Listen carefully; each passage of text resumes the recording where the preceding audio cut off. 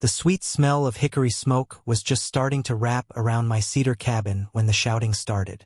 Two men in matching polo shirts crashed through the tree-in, voices cutting through the peace like a chainsaw. The tall one waved a walkie-talkie that wasn't even turned on. The shorter one held up a laminated badge. "This is a permit violation," the tall one bellowed. "Everyone needs to disperse." I set down my tongs slowly. What these wannabe enforcers didn't realize was that half the people at my barbecue were from my National Guard unit. Staff Sergeant Rivera was mid-bite. Specialist Thompson had just opened a beer. And Lieutenant Colonel Brennan was watching them with a look that makes lieutenants tremble. "Gentlemen," I said, "you're lost. This property is 2 counties away from any HOA. The shorter one puffed out his chest. "We represent the Riverside Gardens HOA Satellite Compliance Division. We have reports of unauthorized gatherings and excessive smoke. Let me explain. 3 years ago, I escaped Riverside Gardens and its president, Karen Fitzgerald. Karen once fined me $75 because my mailbox numbers were in Helvetica instead of Times New Roman.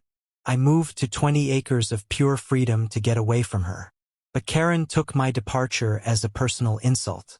She invented a satellite outreach program and deputized her most loyal minions, Todd, a retired mall guard, and Ron, an insurance salesman, to harass deserters like me. "This is private property," I told them. "Leave." Todd pulled out his phone. "We're documenting multiple violations. Unsanctioned recreational equipment." He was squinting at our cornhole game.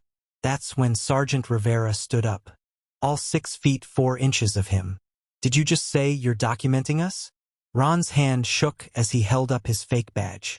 Lieutenant Colonel Brennan finally spoke. "Who issued those badges?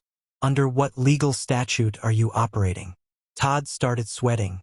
The HOA board approved our enforcement powers. Thompson, a paralegal in his civilian life, actually laughed. "And highway from 2 counties away. That's adorable. Morrison, you want me to explain trespassing laws to them?" "We're calling for backup," Ron announced, fumbling with his walkie-talkie. It just emitted static. "Who are you calling?" I asked. "The HOA SWAT team." Brennan stood up with a purposeful stride. "Gentlemen, I'm going to explain this once. You are impersonating law enforcement. You are trespassing. You have 30 seconds to leave before I call the real police." They looked at the wall of veterans behind me and realized their satellite compliance was about to crash. They bolted. Todd tripped over a route and dropped his fake badge, leaving it in the dirt. As they fled back to their car, a real deputy arrived 20 minutes later. Deputy Chun took the fake badge and laughed. "This is the 3rd complaint this month. The DA has been wanting a solid case against this scheme." The next morning, Karen called, screeching into my ear. "How dare you have my officers arrested? The Satellite Compliance Division is a legitimate extension of our authority." "No, Karen, it's not," I said. "You made it up." 2 weeks later, I got a letter from an attorney, Karen's cousin from Arizona. It wasn't even on professional letterhead. It demanded $10,000 in interference fines. I hired a real attorney, Sandra Jeffers. "They created a fake police force and sent a fake lawyer to threaten you?" she asked, grinning. "This is going to be fun."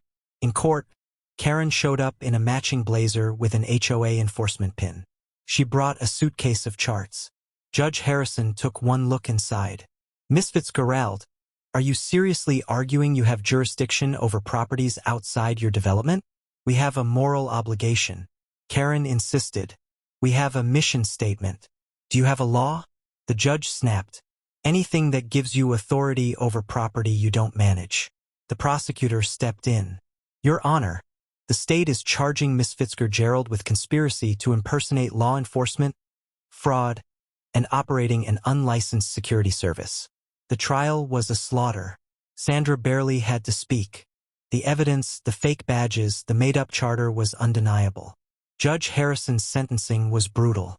"Miss Fitzgerald, you created an elaborate scheme to harass people who moved away. You attempted to extort money through fraudulent fines. This is not how society works." Karen turned purple, but they violated aesthetic guidelines. I'm sentencing you to 2 years of probation and $50,000 in fines. The judge declared. You are permanently barred from any HOA board in this state, and you will pay all legal fees for the defendants. Karen's mouth opened and closed. 50,000. That's my retirement savings. Should have thought of that before you started your fake police force, the judge replied. 6 months later, I heard Karen moved to Florida to sell phone cases at a mall kiosk. Her house was foreclosed on to pay her legal bills. Ron lost his insurance license and Todd is back to yelling at people on the internet. Last weekend, I held another barbecue. I put up a new sign at the entrance. HOA free zone. Fake badges will be laughed at. We toasted to civilian oversight done right while Todd's abandoned badge sat in a frame on my wall. A permanent reminder that karma eventually finds you, even 2 counties.